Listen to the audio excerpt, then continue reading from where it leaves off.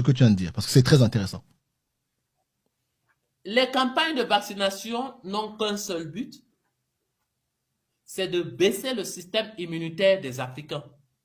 Parce qu'un système immunitaire bas peut être, peut être vaincu par n'importe quel germe paludique, par n'importe quel germe de typhoïde, par n'importe quel germe, je ne sais pas quoi, de grippe ou de autre. Mais ce qui est extraordinaire, c'est qu'ils avaient prévu qu'avec le Covid, notre système immunitaire étant bas par leur vaccination, nous serions malades et nous mourrions comme des mouches. Malheur en a pris. La mélanine est forte. La mélanine est au-delà de tout ce qu'on peut penser. C'est incroyable. Malgré tout, nous ne sommes pas morts comme des mouches, comme ils pensaient. Donc, avec les vaccins, avec une mauvaise qualité d'eau, vous pouvez baisser le système immunitaire d'un peuple et ainsi le rendre fragile au paludisme, à la typhoïde, à l'herpès, hein, et tout. Au sida, ils me disent aujourd'hui sida et autres. Le sida n'est qu'une maladie immunitaire. Vous donnez de l'eau potable et les gens n'auront plus de sida. Oh. Oh. Merci. Oh.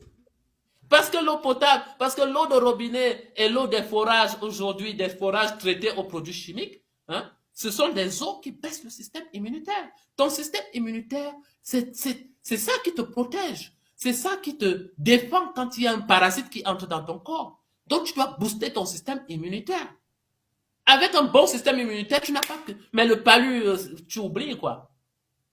Parce que c'est ça qui est, c'est quand même ça qui est curieux, parce que j'ai l'impression, on parle du paludisme en Afrique, mais je veux dire, les moustiques ont toujours cohabité avec les Africains. On a toujours cohabité. On n'est pas mort par millions. Les pygmées n'ont pas de moustiquaires.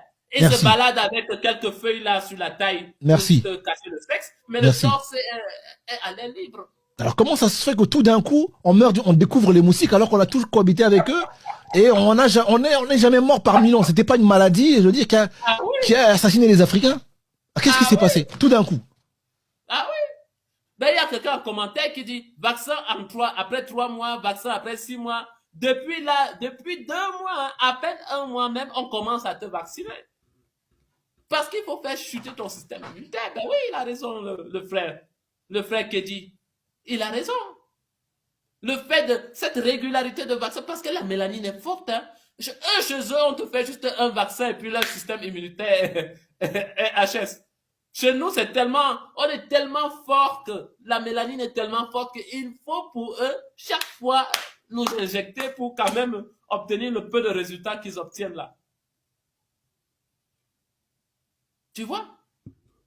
Donc l'eau, c'est important. L'eau qu'on boit, l'eau avec laquelle on se brosse les dents, l'eau à laquelle on se lave, l'eau, c'est important.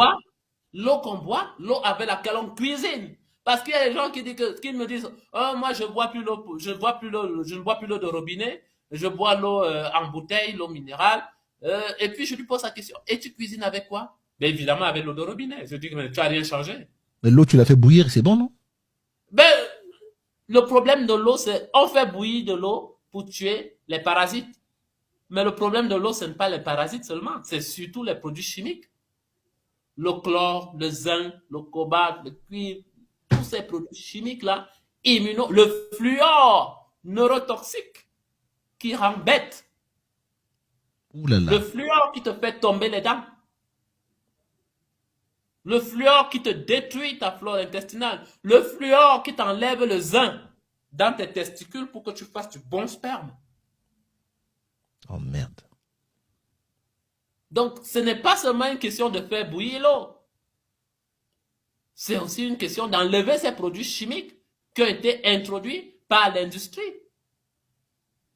Et aujourd'hui, les normes pour ils ont des moyens efficaces pour stériliser l'eau dans les centrales de distribution. Ils ont des moyens non invasifs et très propres pour stériliser l'eau. Ils ne les utilisent pas, ils préfèrent mettre des produits chimiques à l'intérieur. Laisse-moi te poser une question. Oui. Concernant l'eau. Qu'en est-il de l'eau de pluie? Parce qu'en Afrique, chez moi, on en parle beaucoup. L'eau de pluie. Elle est bonne. Mais quelle pluie? Vous Ah, savez aujourd'hui que, vous savez tu aujourd'hui que deviens les pluies compliqué. sont de nos parents. Vous savez qu'il y a des traînées chimiques dans le ciel. Il y a des traînées chimiques qu'on appelle les chemtrails. Les épandages de produits chimiques dans le ciel ont aussi pour but d'empoisonner l'eau de pluie. Donc, lors des lives précédents, j'avais brièvement parlé des chemtrails. Doucement, toi, c'est là tes noms là, c'est ça. Ne me parle pas plus de tes trucs, tes noms là. Faut plus dire parce que là, il y a des mots clés là. Après, le live c'est compliqué. Donc, on a compris. Donc, voilà. Donc, voilà. Donc, il y a, il y a des produits chimiques. des choses comme ça. Donc, l'eau de pluie n'est plus l'eau de pluie de nos ancêtres. Wow. Donc, mais au moins, l'eau de pluie, c'est mieux. Si tu peux avoir l'eau d'un puits aménagé, que tu peux faire bouillir avant de boire, tu fais bouillir et tu laisses reposer pendant 2-3 jours, c'est bon, prendre le décantant. Aujourd'hui, ça c'est si tu vis en campagne. Si tu vis en ville et que tu as les moyens, tu peux te procurer un stériliseur, comment ça s'appelle? Un distillateur.